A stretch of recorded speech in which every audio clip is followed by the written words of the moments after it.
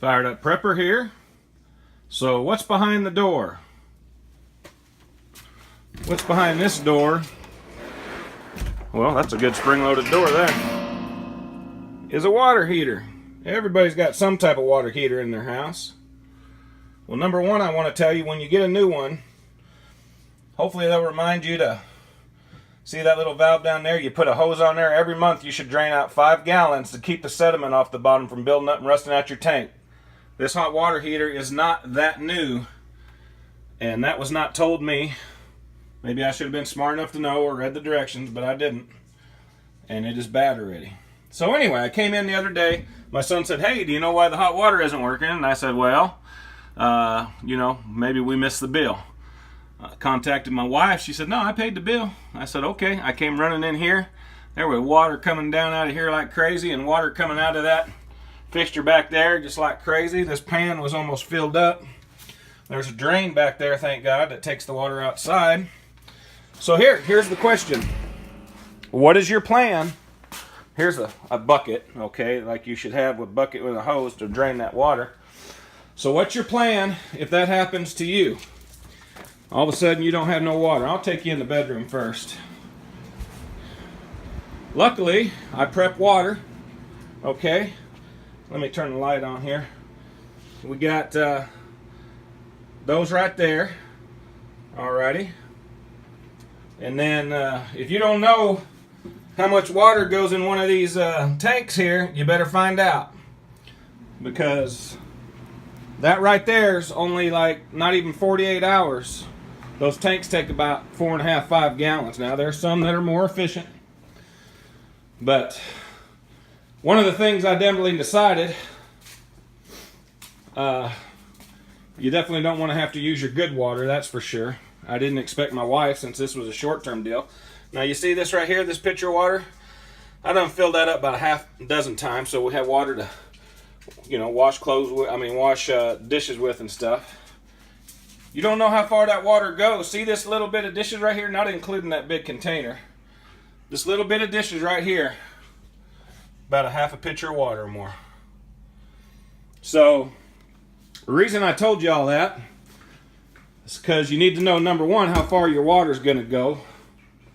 Let me see if I can turn this back around. I might have to hold it like this. I don't even know if you're going to be able to see me, but we'll try. So anyway, the water don't go far.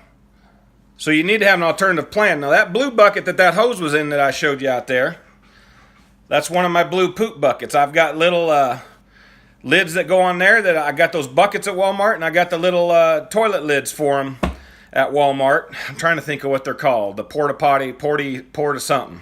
Okay, they're not that expensive. $12, $15. The buckets, $4 or $5.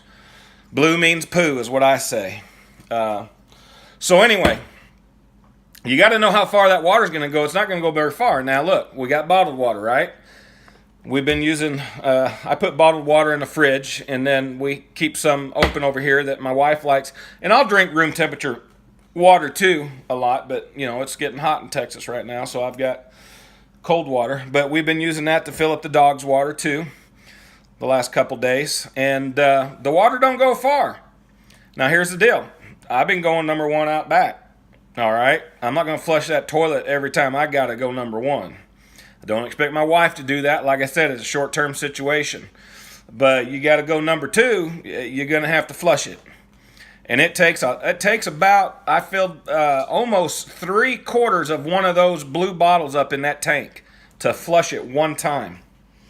So I've probably got 20 of those in my house, and we've gone through almost 2 down here, 1 3/4 in our room, and plus I filled the pitcher up about 6 times, and then two upstairs, and I think they've gone through maybe 1.5, but they don't last. So you got to have a plan. Just imagine, this is just a little 48-hour, 72-hour deal. I would have loved to have the plumbers by yesterday, but they scheduled for 10 to 12 today. That's all we could do. So my wife went over to her sister's about 1.5 miles away to shower last night. I just been sponge bathing it. You know, luckily I took a bath that morning that it went out, shower that morning that it went out, and then so I just been sponge bathing. It ain't no big thing. You know, I can do some deodorant and cologne and I'll be fine. I'll take me a shower when we turn. But I had to turn the water off to the house, which I've got one of those keys too. I should take you over there and show you that key.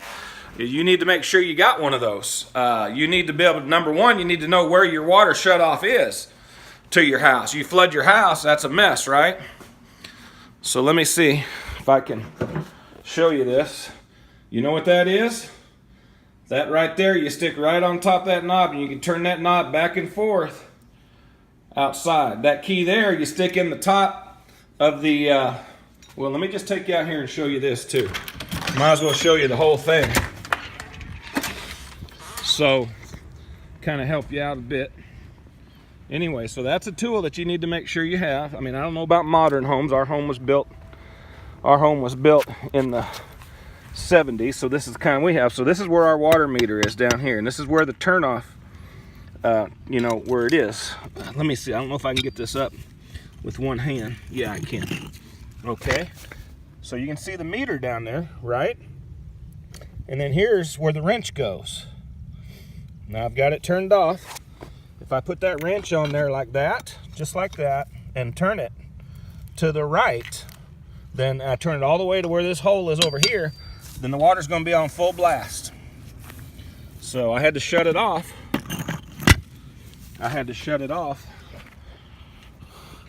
You know, so I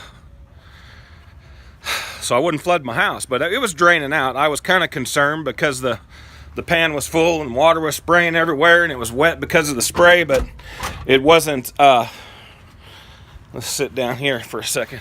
It wasn't wet because it was flooding. It was just wet because it was, you know, spraying when it was hitting the top. It was coming out of that vent and out of that fitting up there. And anyway, so I did have my normal plumber come over and take a look, and I forgot. My wife, when I told her, she goes, well, don't have him do anything because we've got American Home Shield. We pay $50 a month. Covers all the appliances, water heater, air conditioner, furnaces. I think it even covers some smaller appliances. So, you know, we pay $125 service fee. They're going to come check it out today. They give you a contractor. You make the appointment. Contractor's coming out today.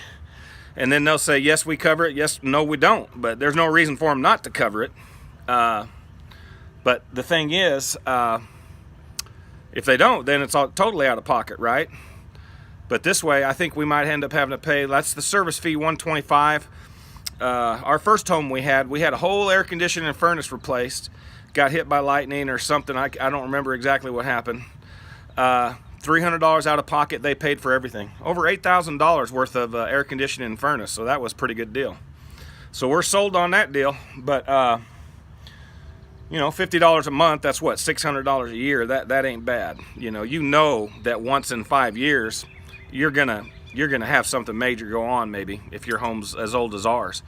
Anyway, guys, I just wanted to show you that. Make sure you get you one of these tools. Make sure, see if there's one around your house.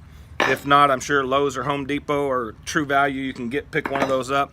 Locate your water shutoff. It may not be as primitive as ours there. If you got a newer home, our home was built 73, 74. You know, we got the big trees and nice neighborhood, stuff like that. We're not in one of those places where the homes are 0 lot lines and big homes and no trees. So anyway, I hope that helps. Make sure you got plenty of water and have a plan for the sewage. Have a plan for what you're going to do with your waste. And because in a real shit hit the fan situation, you're talking about that being a major problem in disease control. You got to have a plan. So that's what my poo buckets are for. And I tested one out a while back, not here at the house. I had an overnight trip. That's all I'll say. And I did test one out that night. But anyway, so they work. And what I do right now with it, I just put a white plastic kitchen liner in it. You can tie it up and throw it away. But in a real shit hit fan situation, you probably want to have some sawdust and some topsoil, something to put in there, and just keep, every time you go, you put a layer in there, and then you can put it in your manure or compost file if you want. But anyway, didn't mean to get into all that. Make sure you got enough water. You go through a lot of water. Let me tell you, it takes a lot of water just to wash a little bit of ditches, about half a pitcher. And anyway, I'm starting to Boom, my lips are starting to run together. Anyway, we'll talk to you later. See you on another video. Make sure you subscribe and fire it up.